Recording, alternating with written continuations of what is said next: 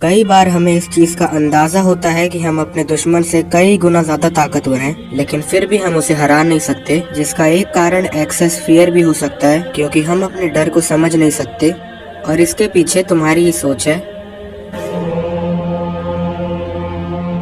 कई बार तो हमें अंदाजा भी नहीं होता कि हम डर क्यों रहे हैं। डर का कारण भी हमें नहीं समझ आता। वहीं दुनिया में ऐसे कई लोग हैं जिन्हें मुश्किल टाइम पर डर महसूस ही नहीं होता, या तो नॉर्मल लोगों के कंपैरिजन में बहुत ही कम डर महसूस होता है। हमेशा फाइट और फ्लाइट की सिचुएशन में उनका दिमाग फाइट को चुनता है, लेकिन इसका मतलब ये नहीं कि वो डर को फील नहीं कर सकते। अगर कोई लड़ाई से नहीं डरता, इसका मतलब ये नहीं कि वो किसी चीज से नहीं डरता। तो इस पूरी वीडियो में मैं फाइट का एग्जाम्पल लेकर चलूंगा, क्योंकि मैंने एक कम्युनिटी पोस्ट डाला था जिसमें सबसे ज्यादा लोगों ने फियर ऑफ फाइट कमेंट किया था। वैसे तो फियर एक नेचुरल फीलिंग है। देखो, हम किसी भी चीज से तब डरते हैं जब हमें उसके अराउंड सफिशिएंट नॉलेज और एक्सपीरियंस ना हो सकता है कि तुम्हें अकेलेपन से डर लगता हो, क्योंकि तुम्हें लगता है कि अगर तुम अकेले रह गए तो तुम खुद को प्रोटेक्ट नहीं कर पाओगे। लेकिन ये सब सिर्फ तुम्हारी सोच है। क्या पता अगर तुम कभी सच में अकेले पड़ जाओ तो तुम्हें पता चले कि तुमने जैसा सोचा था वैसा कुछ भी नहीं हो रहा है, तो तुम अकेलेपन से डरना बंद कर दोगे। वैसे ही हो सकता है कि तुम्हें वायलेंस से डर लगता हो। अगर तुम आज से पहले कभी नहीं लड़े हो तो तुम्हारा ब्रेन ये पहले से मानकर चलेगा कि इस काम को करने से तुम्हारे जान को खतरा हो सकता है, और इसीलिए तुम्हारा ब्रेन उस चीज को अवॉइड करना चाहेगा।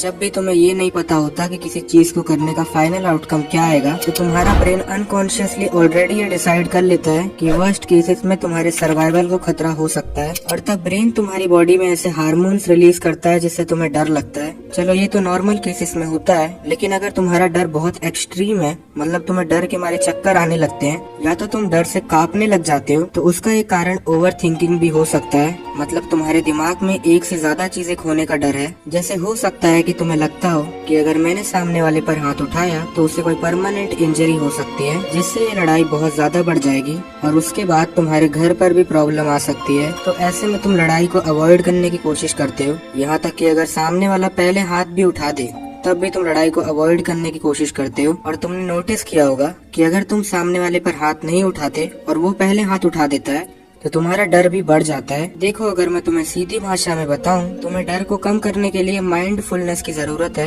अब इस पॉइंट पर अगर मैं लोगों को मेडिटेशन करने की एडवाइस दूं ताकि तुम प्रेजेंट में रह सको, तो लोगों को ये एडवाइस बहुत ही ब्लैंट और यूजलेस लगती है, क्योंकि लोगों को ये समझ नहीं आता कि उनके डर का कारण एक ये भी है कि वो फ्यूचर के बारे में सोचने लगते हैं कि लड़ाई में क्या होगा या लड़ाई के बाद क्या होगा। वो प्रेजेंट में नहीं रहते। तो देखो, अब मैं तुम्हें सिर्फ एक सॉल्यूशन बताने वाला हूँ जिससे तुम किसी भी प्रकार के डर को कम कर सकते हो या खत्म भी कर सकते हो, लेकिन तुम ये फॉलो कर पाओगे या नहीं ये तुम्हारे ऊपर है।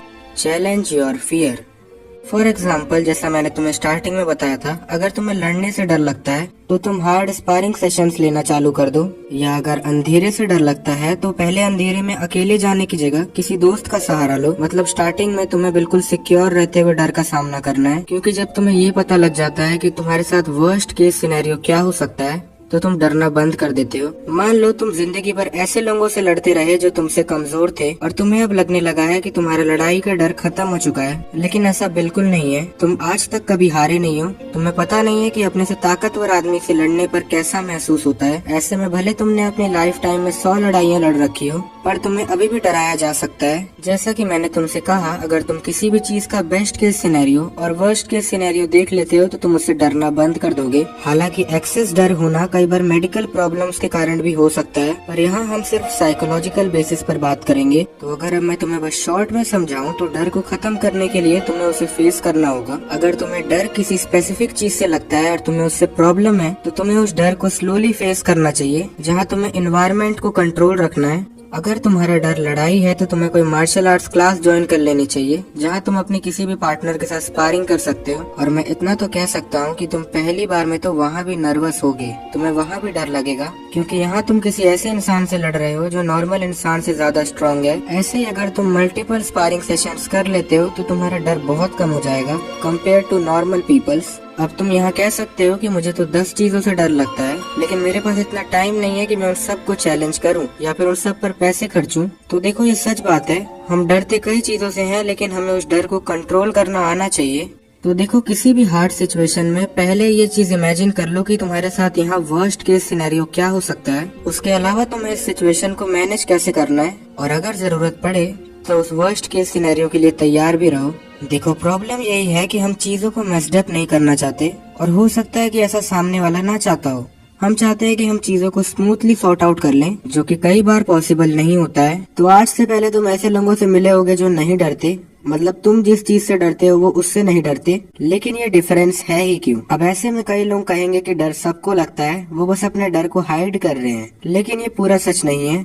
ऐसा कई जगह देखा गया है कि कई लोगों के अंदर डर नॉर्मल लोगों से बहुत कम होता है, जबकि उन्होंने उस चीज को पहले एक्सपीरियंस भी नहीं किया। ऐसे लोगों का नेचर बहुत ही इम्पल्सिव और अग्रेसिव होता है, और मेनली ये जेनेटिक्स पर भी डिपेंड करता है। अब इसमें कई फैक्टर्स हो सकते हैं, जिसमें से एक जेनेटिक्स है। या तो हो सकता है कि उन्होंने बचपन से ही बहुत हाई रिस्क वाली सिचुएशन फेस की है, और उसी का उल्टा जो लोग हर चीज से डरते हैं उनमें यही फर्क है कि उन्होंने कभी रिस्क लिया ही नहीं है, उन्होंने कभी कुछ पेनफुल एक्सपीरियंस नहीं किया। असल में तुम्हारी लाइफ जितनी इजी होती है, तुम उतने ही वीक होते जाते हो। देखो ये 5 से 6 मिनट की वीडियो किसी भी डर को खत्म करने के लिए इनफ है, लेकिन मैं भरोसे के साथ कह सकता हूँ कि 90% लोग इस वीडियो को सिर्फ मजे के लिए देख रहे हैं, वो इनमें से किसी भी चीज को अप्लाई नहीं करने वाले। वेल मेरा काम तो खत्म। तो अब अगर तुमने सब्सक्राइब कर दिया है तो हम दोबारा मिलेंगे, नहीं तो शायद ये हमारी आखिरी मुलाकात थी। Bye bye.